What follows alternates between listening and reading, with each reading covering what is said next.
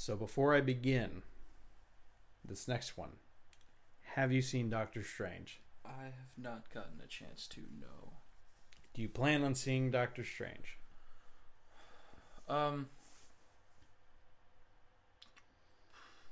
Probably, but it won't be for a while. And I imagine by then, people will just be talking about it. So I imagine at one point or another, it will be spoiled for me because chances are I won't be able to see it in the theaters. Well, since it's only been out for a week, I'm going to try to leave this largely spoiler-free as a review. But was it good? Yes.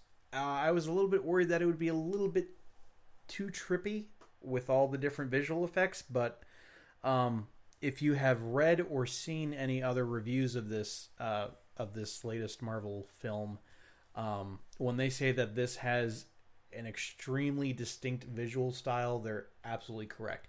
It's not like, well, of course, when I saw the trailer, I thought, wow, that kind of looks like the same effect from Inception.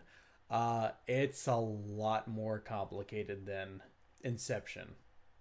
Like, and I love it. I love Inception, but the whole cities folding in on themselves. Like, I want to say they only use that a few times in Inception anyway. This happens quite a lot, and in fact, it's actually used as a weapon sometimes. Like, just kind of shifting the environment of your enemies and using that to your advantage, like, kind of leaves the door open for all these really cool choreographed fight scenes that you're just like, how are they doing this? How are they making this? It just seems so real how they do it. Like, there's a real gravity to it. It's not just the buildings are folding in the background. No, you feel like it's happening. And I didn't even see it in IMAX and 3D. I just saw it on a regular screen in two good old dimensions. So the plot, I mean, if you've seen the trailer, you know the plot. He's a very, very good, also proud and quite what's the term I'm looking for that Tony Stark basically is, begins with an A, arrogant. There we go. He's very arrogant, very proud of his abilities, and he gets in a car accident, loses the ability to control his hands to the point where he can still be a surgeon. So of course he goes to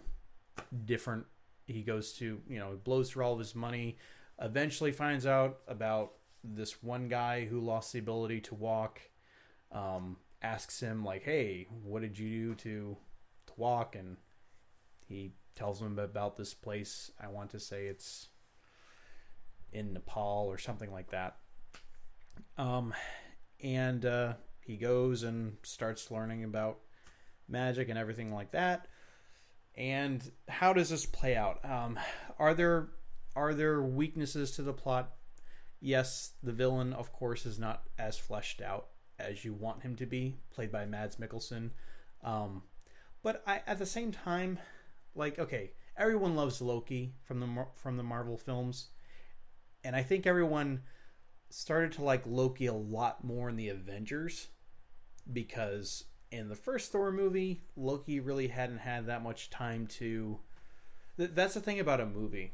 I just finished watching Luke Cage on Netflix before the podcast.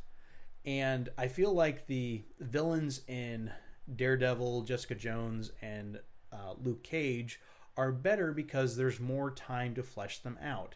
When you only have a 2-hour-long movie like Doctor Strange, you kind of have to pick who you're going to focus on.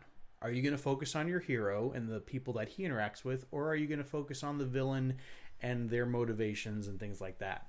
I kind of feel like it's an unavoidable... It's unavoidable in a standard movie to have a villain who's kind of underdeveloped. We don't really see a lot of his backstory. He has a weird name too. I could never get it down. It kind of sounds feminine. It's like Krishnian or something like that. But he wants to basically release this otherworldly being onto the world who seems like he could give Thanos a run for his money. Like the big bad in this movie is his name is Dormammu, and he like is basically like even seemingly beyond what threat Thanos poses.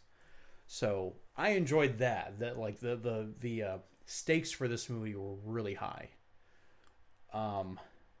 How everything progresses and how he gets his powers, how he gets the cape is really cool, how that happens. And the cape, I won't spoil anything with that, but when he gets the cape, you're gonna like it. There's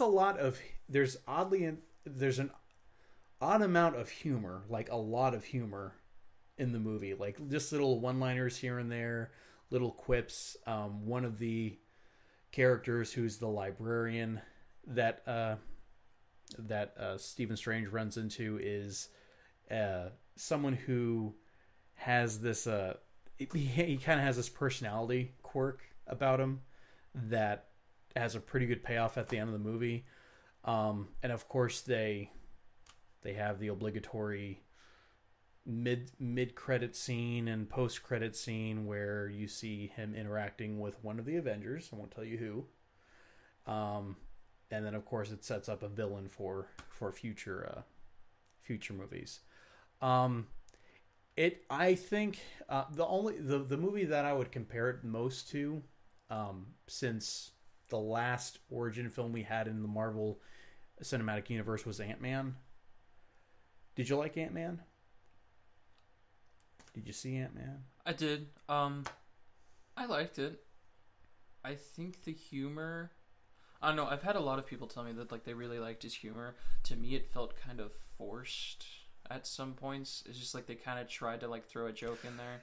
At times, yes. There were a few times where it's almost like the movie starts to get maybe a little bit too serious, and they're like, nope, we got to pull it back. No, this is supposed to be a funny movie.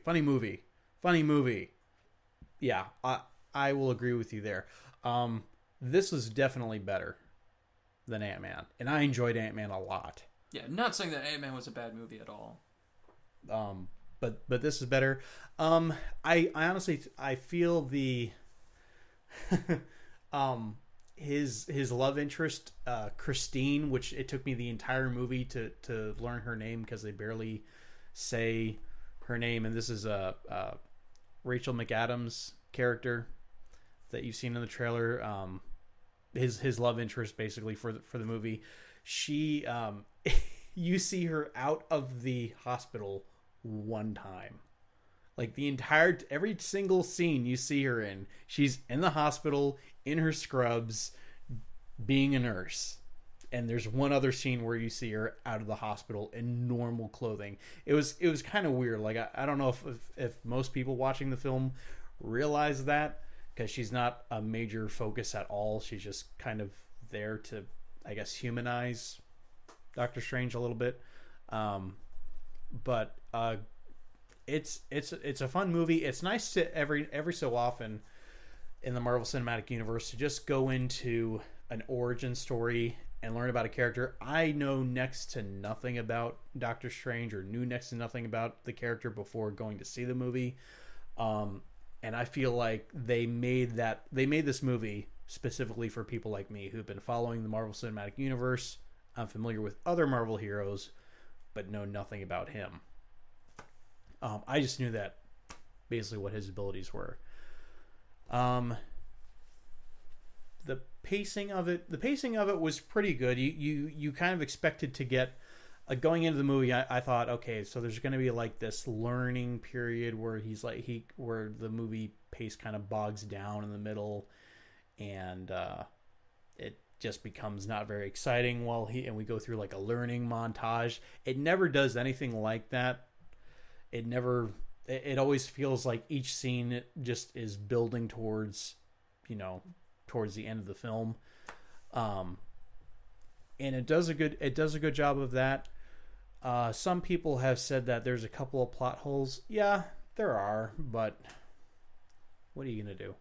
you have 2 hours to work with. Sometimes things just kind of get, I guess, I wouldn't say unresolved, but you kind of go like, yeah, that's kind of stupid that they have that reason. Like, there is a library with books that are completely unguarded, yet there is a library who's supposed to guard them, but even he says, yeah, these books are here, they're not forbidden, anyone can look at them, but they have really horrible forbidden spells in them, and then like that didn't make any sense.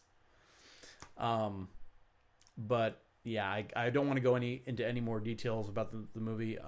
I liked it. Go see it. It's still in theaters, and it's definitely worth the Marvel namesake. The effects are incredible.